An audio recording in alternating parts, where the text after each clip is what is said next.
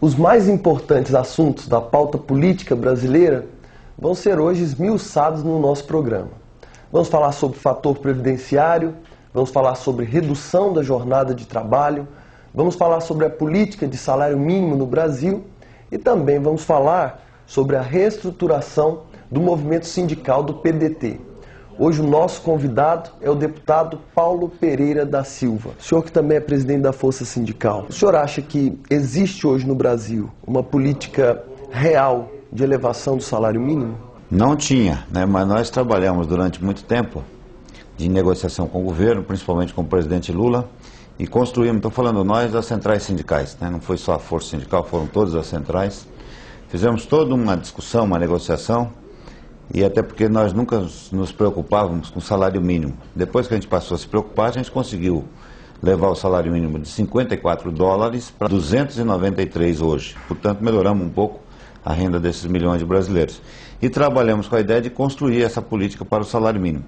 E está hoje no Congresso, e inclusive em discussão da votação da medida provisória, que trata exatamente da política do salário mínimo. É uma medida provisória, construída pelas centrais sindicais, pelo governo, para elevar o salário mínimo de acordo com o PIB, mais a inflação até 2023, ou seja, daqui até 14 anos, 13, 14 anos, nós teríamos uma política de salário para o salário mínimo definida, com aumento real de salário, e com certeza você vai elevar o salário mínimo bastante em relação ao que é hoje. O senhor acha que o salário mínimo hoje é suficiente para o trabalhador brasileiro? Não, lógico que não. O salário mínimo brasileiro, se tivesse tido desde Getúlio, quando construiu o salário mínimo em 1943 até hoje, apenas a inflação, se tivesse tido apenas a correção da inflação, ele valeria hoje R$ 1.543 de acordo com o Diese.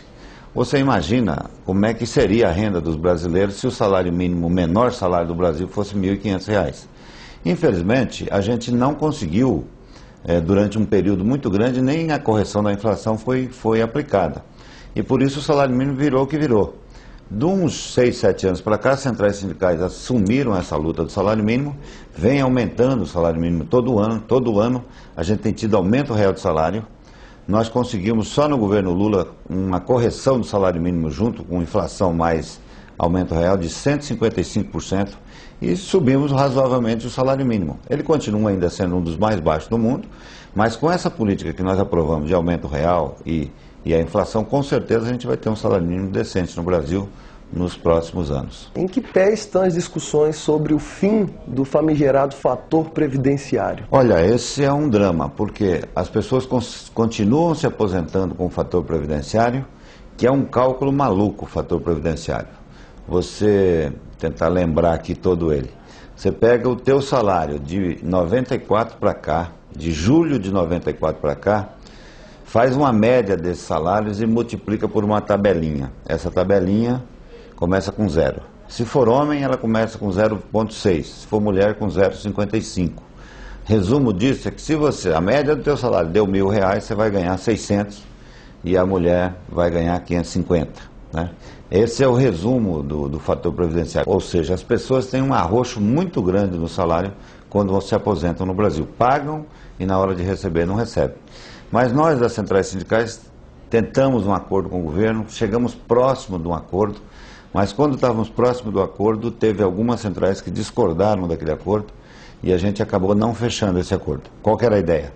Feito o acordo com o presidente Lula, ele mandaria para o Congresso uma medida provisória, porque essa casa, mandar projeto demora 10 anos para aprovar, então nós sempre trabalhamos com a ideia de ter medida provisória naquilo que interessa aos trabalhadores.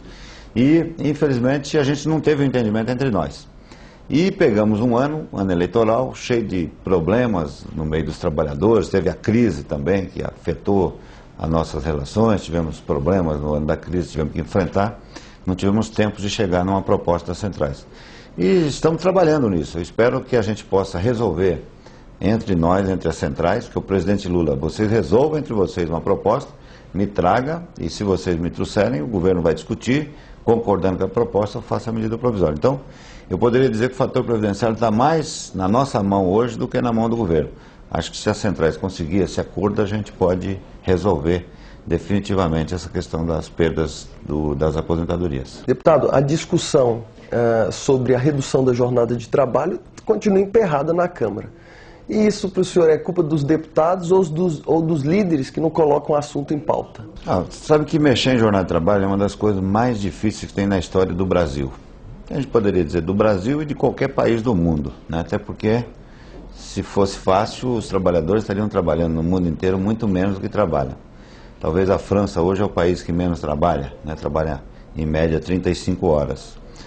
Agora, aqui no Brasil, só mexeu em jornada de trabalho 2 vezes na história do Brasil, né? Nos mais de 500 anos do Brasil, nós mexemos 2 vezes na jornada. Em 1943, de novo com Getúlio, quando regulamentou as 8 horas diárias, ou seja, trabalhava-se de segunda a sábado, 8 horas por dia, 48 horas semanais.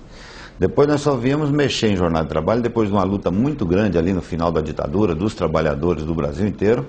Os metalúrgicos puxaram essa luta, conseguiram redução em fábrica, em categorias, e só viemos reduzir então em 88, na Constituinte de 88, reduziu de 48 para 44 horas semanais. E de lá para cá, nós estamos nessa batalha, para reduzir para 40.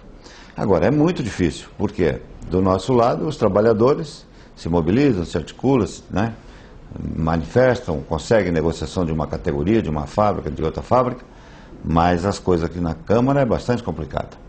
Aqui tem 82 ruralistas eleitos, os piores, contra os trabalhadores ao extremo. Tem 219 empresários eleitos. Com 82 dá 301, né?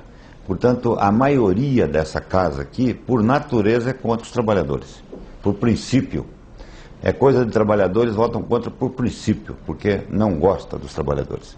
Só vota sob pressão, né? Então, por isso, nós estamos nessa batalha. Ano eleitoral, os deputados vão precisar dos votos dos trabalhadores.